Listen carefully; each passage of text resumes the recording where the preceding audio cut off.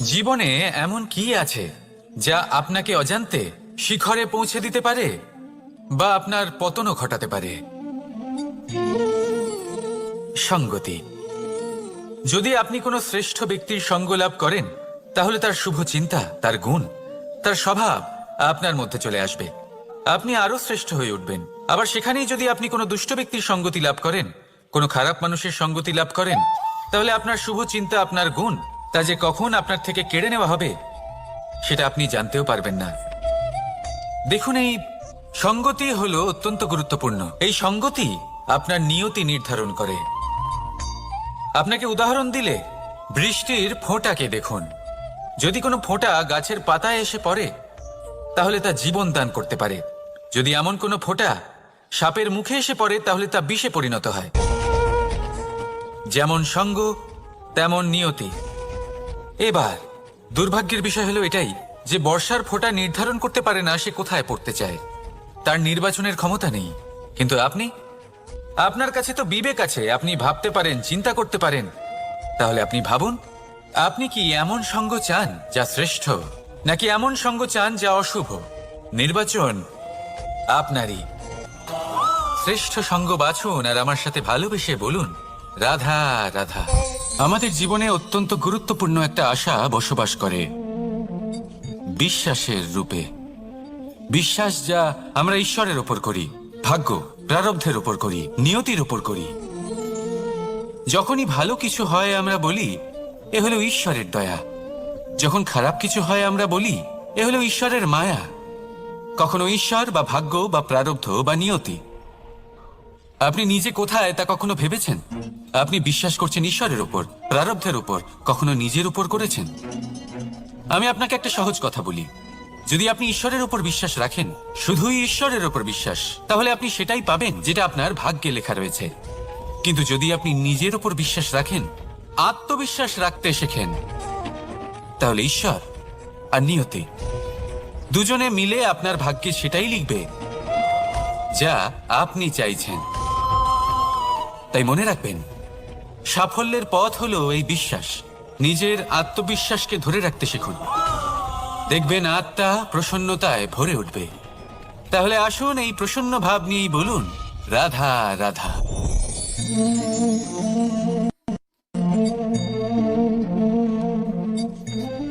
মুক্ত। এই মুক্তই সবাইকে মোহিত করে দেয়, নিজের দিকে আকর্ষিত করে। অত্যন্ত সুন্দর, গোল, শুভ্র। মুক্ত দ্বারা নির্মিত আভূষণ, তা হয়তো সে মুকুটই হোক বা কোনো স্ত্রীর অলংকার, তাকে আরো সুন্দর করে তোলে, তাকে আরো সুন্দর দেখতে লাগে। এবার এই মুক্তকে এত সুন্দর দেখার জন্য কত কষ্ট সহ্য করতে হয় তা কি কখনো আপনি ভেবেছেন? এই মুক্ত ঝিনুক থেকে বের করা হয়। ঝিনুক যা কিনা সমুদ্রের তলদেশে থাকে। ওকে কত কষ্ট সহ্য করতে হয়, জলের চাপ সহ্য করতে হয়, সমুদ্রের স্রোত সহ্য করতে হয়। এই ঝিনুককে এত কষ্ট সহ্য করতে হয়, এই মুক্তকে এত কষ্ট সহ্য করতে হয়, তারপরে এর রূপ এত সুন্দর হয়। যদি আপনিও আপনার পরিশ্রমের সৌন্দর্য, নিজের পরাক্রমের সৌন্দর্য এই সংসারে প্রকাশিত করতে চান, তাহলে আপনাকেও কষ্ট সহ্য করতেই হবে। তাই জীবনে যখনই সংকট আসবে, বিপদ আসবে, সমস্যা আসবে, তখন একে সুযোগ হিসেবে গ্রহণ করুন। কারণ এই বিপদের সাথেই লড়াই করে আপনি মুক্তর মতোই পরিশুদ্ধ হয়ে উঠবেন। তাহলে আসুন আর আমার সাথে ভালোবেসে বলুন, রাধা রাধা। আপনি কি জানেন আপনার জীবনে আপনার আসল জীবনসাথী কে হন? মাতা পিতা, ভাই বোন, স্বামী স্ত্রী? না, আপনার আসল জীবনসাথী হলো আপনার শরীর। সেই শরীর যার দিকে আপনি কখনো নজরই দেন না, ঠিক কি না? এবার যে মানুষ এই রহস্য বুঝতে পারেন, তার জীবন এমনি শুভ হয়ে যায়। আপনি নিজেই দেখুন না, সে সংসারের মঙ্গলই করা হোক বা সত্যের রক্ষা করা হোক, তা সে শত্রুর সাথে যুদ্ধ করা হোক বা মিত্রকে রক্ষা করা হোক, এই শরীরই তো কাজে আসে। তপস্যাতে, বলিদানে, পরিশ্রমে এই শরীরই হলো আধার, ঠিক কিনা? তাই আমাদের কর্তব্য হলো যে আমরা যেন নিজের শরীরের যত্ন নিই। আমরা কি খাই, আমাদের কি খাওয়া উচিত, এটা যেন বুঝি। কোনটা সুপাচ্য আর কোনটা নয়, এটা যেন বুঝি।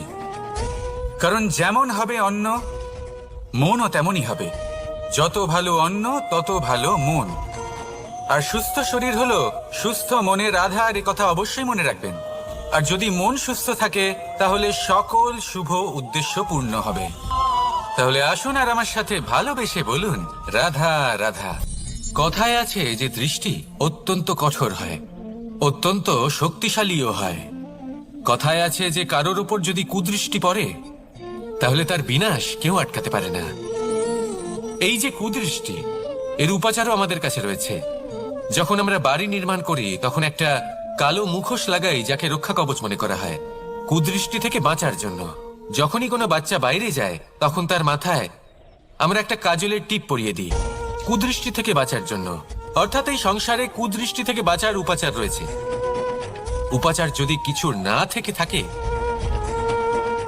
তাহলে তা হলো দৃষ্টিভঙ্গি। যদি আপনার দৃষ্টিভঙ্গি অনুচিত হয় তাহলে আপনার পতন কেউ আটকাতে পারবে না। না পারবে কালো মুখোশ, না কালো টিপ, না স্বয়ং ঈশ্বর। সেই জন্য নিজের দৃষ্টিভঙ্গি শুভ করে তুলুন, সব কিছু শুভই হবে। আসুন আমার সাথে ভালোবেসে বলুন, রাধা রাধা।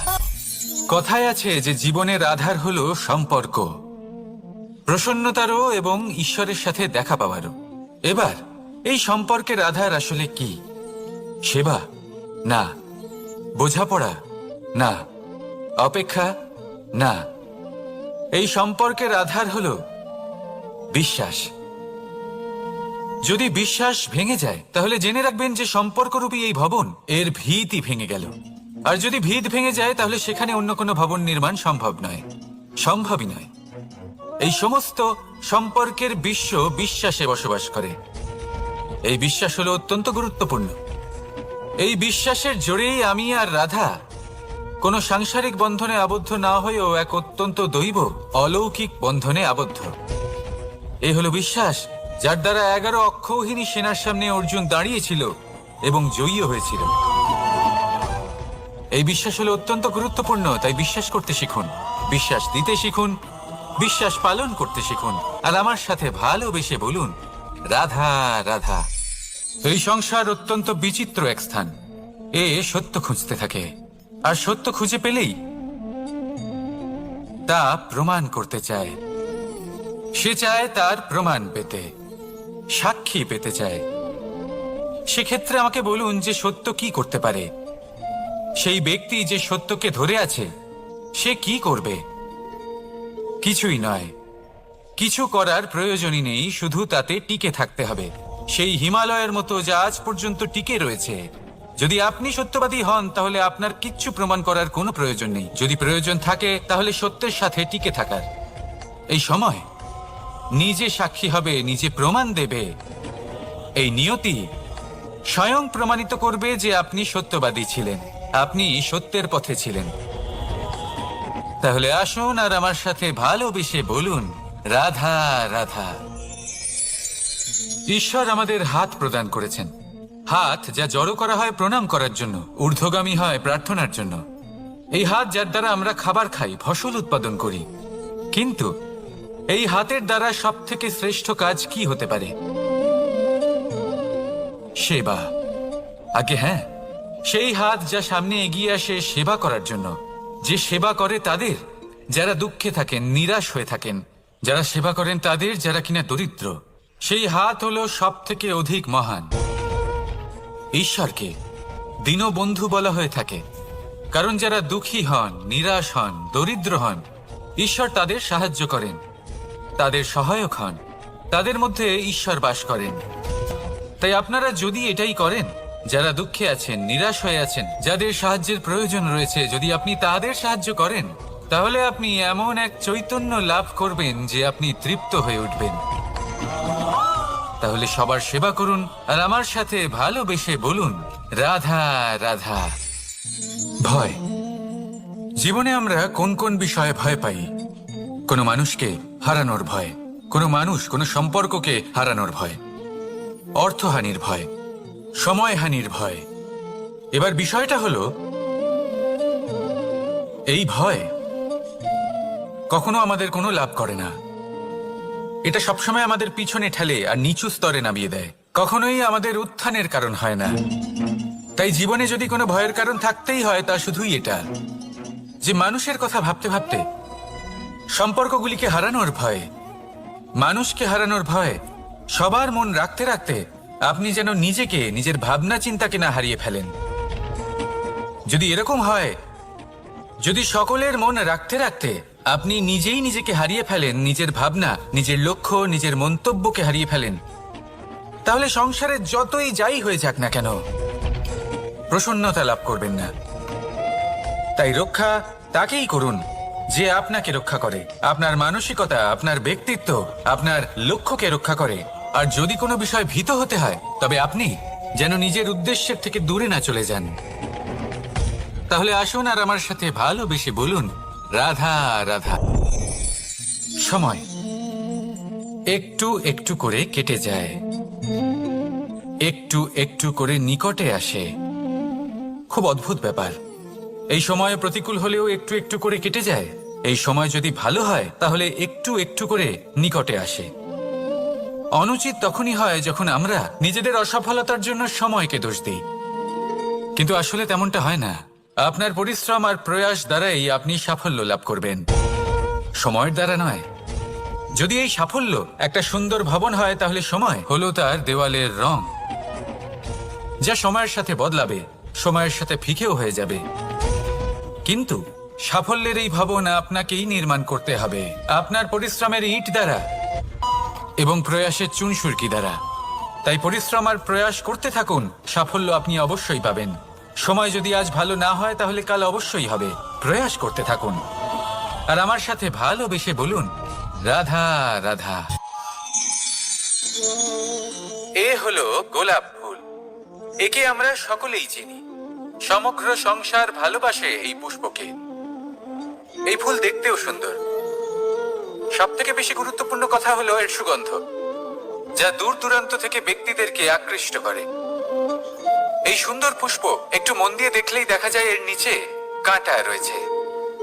এই সংসার বলে, এ প্রকৃতির কেমন রচনা, এত কোমল পুষ্প, এটা কি তীক্ষ্ণ কাঁটা সহ প্রস্ফুটিত হয়? এটাই হলো জীবনের সত্য। আমাদের অন্তরের সদ্গুণ, সেগুলিও এই ফুলের মতোই সুন্দর। সংসারের সৌন্দর্য দেখতে পায়, এর সুগন্ধ চতুর্দিকে ছড়িয়ে পড়ে। কিন্তু এই সদ্গুণ জাগ্রত করে তোলার জন্য কঠোর পরিশ্রম করতে হয়, প্রতিনিয়ত চেষ্টা করে যেতে হয়। তাই জন্য যদি আপনি জানেন আপনার পথ উচিত কিন্তু তা কাঁটায় পরিপূর্ণ, তাহলে থামবেন না, চলতে থাকুন। একবার যদি অন্তরের সদ্গুণ জাগ্রত হয়, তাহলে এই সংসারের সৌন্দর্য দেখবে আর সুগন্ধে আকর্ষিত হয়ে আপনার কাছে আসবে। এই মন, এই জীবন প্রসন্ন হয়ে বলবে, রাধা রাধা।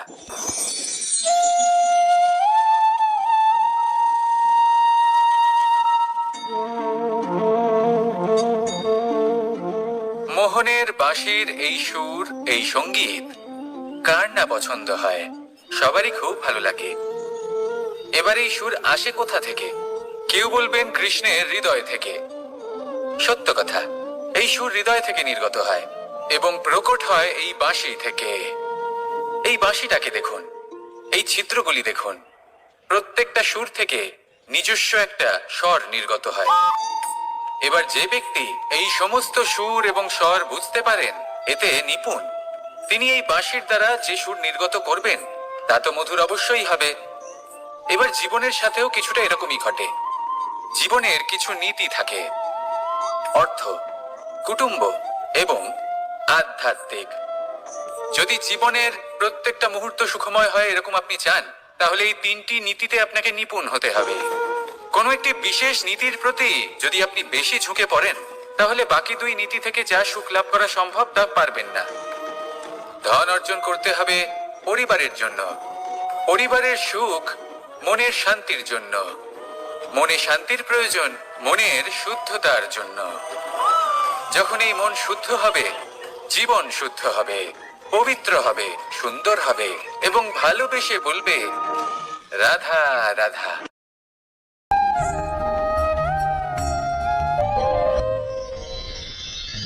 আজ আপনাকে একটা গল্প শোনাচ্ছি।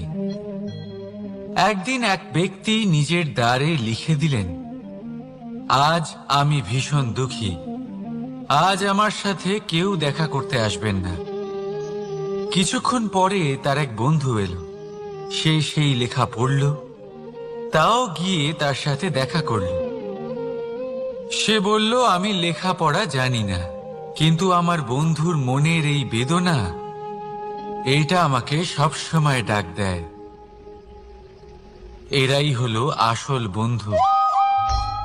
কোনো কারণে আপনি যদি দুঃখ পান, কোনো সমস্যার সমাধান না বের করতে পারেন, এই সংসার থেকে আলাদা হয়ে যেতে চান, তাও এই বন্ধু আপনার সাথেই থাকবে। সমস্যার সমাধান না দিতে পারলেও আপনার সম্বল হয়ে অবশ্যই থাকবে। হয়তো আপনার দুঃখ কম করতে পারবে না, কিন্তু আশার আলো অবশ্যই দেখাবে। যখন আপনি সংসারের থেকে আলাদা হয়ে যান, তখনও আপনার সাথে যুক্ত থাকে আপনার এই বন্ধু, আসল বন্ধু। এবারে আমরা মানুষেরা বড়ই বিচিত্র। তারা সব সময় যে কোনো জিনিসের মাহাত্ম্য দুবার বুঝতে পারে। এক, তা পাওয়ার আগে। দুই, তা হারাবার পরে। এবারে ঠিক এরকমই আমাদের বন্ধুরাও হয়। যদি আজ আপনার বন্ধুরা আপনার সাথে থাকে, তাদের প্রতি কৃতজ্ঞ থাকুন, তাদের প্রসন্ন রাখুন, তাদের মাহাত্ম্য বুঝুন। কারণ একবার আপনি এদের হারালে, অনুতাপ করলেও আর এদের ফেরত পাবেন না। তাই ভালোবাসুন, বন্ধুত্ব বজায় রাখুন, আর আমার সাথে প্রসন্ন হয়ে বলুন, রাধা রাধা।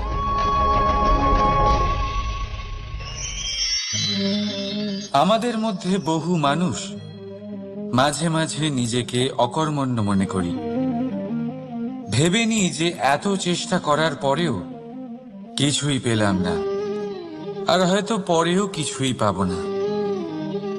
আর সেই জন্য নিজের জীবনের সমস্ত বোঝা অন্য কারোর কাঁধে চাপিয়ে দিই, নিজের ওপরে বিশ্বাস হারিয়ে ফেলি। কেন বুঝতে পারেন না এই কথাটা? যে যতক্ষণ না পায়ে কোনো কাঁটা ফুটবে, ব্যক্তি কি করে বুঝতে পারবে যে এরপর থেকে নিচে তাকিয়ে চলতে হবে? সূর্যকে নিজে জ্বলতে হয় যাতে বাকিদের প্রকাশ দিতে পারে সে। রাতের অন্ধকারের সাথে লড়াই করার জন্য চন্দ্রিমাকে আকাশে একা উজ্জ্বল হতে হয়। নদী নিজের যাত্রা কি করে করে, নিজের পথ কি করে নির্মাণ করে? সে পাথরের সাথে লড়াই করে তা বানায়। যদি স্বয়ং আপনি নিজের সাহায্য করতে অক্ষম হন, তাহলে নিশ্চিতভাবে আপনার এই জীবন ব্যর্থ হয়ে যাবে। তাই মনে রাখবেন, এই সংসারে নিজের জীবনের ভার নিজের কাঁধেই বহন করতে হয়। অন্যের কাঁধের ওপর শুধুমাত্র পরলোক যাত্রা হয়।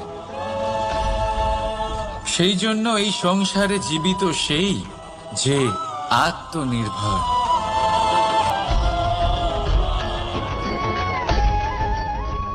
রাধা রাধা। সময়, কথায় বলে সময়ের পূর্বে কিছুই হয় না। প্রতিটা ঘটনার একটা সময় থাকে। সময়ের আগে না সূর্যোদয় হয় আর না সূর্যাস্ত হয়। সময়ের পূর্বে গাছে না ফুল ফোটে না ফল ধরে। কিন্তু একটা কথা ভেবে দেখুন, যদি বর্ষা আসার আগে কৃষক ভূমিকে না প্রস্তুত করে, বীজ রোপণ না করে, তাহলে কি ফসল ফলবে? যদি কোনো যোদ্ধা যুদ্ধের পূর্বে নিজের অস্ত্রের ধার না দেয়, তাহলে সে যুদ্ধ কি করে লড়বে? এর মানে এটাই হলো যে সময় আপনার যখন আসার তখন অবশ্যই আসবে, কিন্তু ততক্ষণ এটাও গুরুত্বপূর্ণ যে আপনি নিজেকে তার জন্য তৈরি রাখুন। কারণ এই সুযোগ এই কথাটা শুনতে যত ছোট, এটা আসেও ততটা কম সময়ের জন্য, তারপর চলেও যায়। এবার যদি সুযোগ আপনার হাতে আসে আর আপনি তার জন্য তৈরি না থাকেন, তাহলে আপনি সাফল্য কি করে পাবেন? তাই আপনি সঠিক সময়ের জন্য অপেক্ষা করুন, সেই সুযোগের জন্য অপেক্ষা করুন, কিন্তু ততক্ষণ নিজের চেষ্টার দ্বারা নিজেকে আরো সক্ষম করে তুলুন, কারণ সাফল্য আপনার জন্য অপেক্ষা করছে। শুধু আপনি তার জন্য তৈরি থাকুন। রাধা রাধা। কথা মানুষের পাওয়া সবচেয়ে অদ্ভুত উপহার। এই কথাই মানুষকে এই সংসারের সমস্ত প্রাণীর থেকে ভিন্ন করে তোলে, সংসারের সবচেয়ে উপরে নিয়ে যায়। এই কথার কারণেই আমরা একে অপরের সাথে ভাব আদান প্রদান করি। আমি আমার মনের ভাবনা অন্য কাউকে ব্যক্ত করতে পারি, অন্য কেউ তাদের ভাবনা আমাকে ব্যক্ত করতে পারে। এই কথাই আমাদের সবচেয়ে বড় ঢাল। এবারে দেখুন, আপনি নিশ্চয়ই লক্ষ্য করেছেন, কারোর কথা মধুর হলে লোকে তাকে ভালোবাসে, তাকে নিজের বন্ধু বানায়। সেইভাবেই যদি কারোর কথা কঠোর হয়, তাহলে লোকে তাকে ঘৃণা করে, তাকে নিজের শত্রু মনে করে। এই কথাই ভাষা হয়ে আমাদের ইতিহাস রচনা করে। তবে আমরা কি সত্যি বাণীর বিষয়ে অতটাই ভাবি যতটা আমাদের ভাবা উচিত? ভেবে দেখুন, মানুষের কথা বলতে শিখতে কত সময় লাগে। কোনো বালক 1.5 বছর বয়সে কথা বলতে শেখে, কেউ 2 বছরে, কেউ 3। এবার দেখুন, মানুষ 1.5 বছর বয়সে কথা বলতে শিখে গেলেও তার কি বলা উচিত এটা সারা জীবনেও শিখতে পারে না।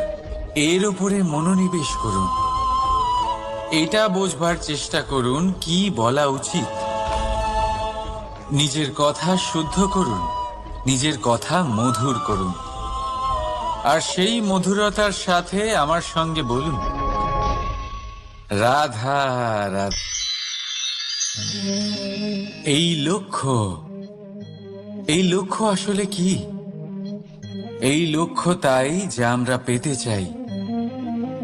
এই সংসারে সুখী কে হয়? সুখী সেই যে তার লক্ষ্য পেয়ে গেছে। দুঃখী কে হয়? দুঃখী সেই যে তার লক্ষ্য এখনো পায়নি। এবারে প্রশ্ন এখন এটাই যে লক্ষ্য সবাই পেতে চায়, লক্ষ্য পাওয়ার জন্য সবাই প্রাণপণ চেষ্টাও করে, তাহলে সবাই তাদের লক্ষ্যে পৌঁছতে পারে না কেন? ঠিক আছে, কোথাও না কোথাও কিছু না কিছু কমতি থেকেই যায়, যাই বাধা থাক। আজকে আমি আপনাকে একটা উপায় বলবো এই লক্ষ্য পাওয়ার জন্য।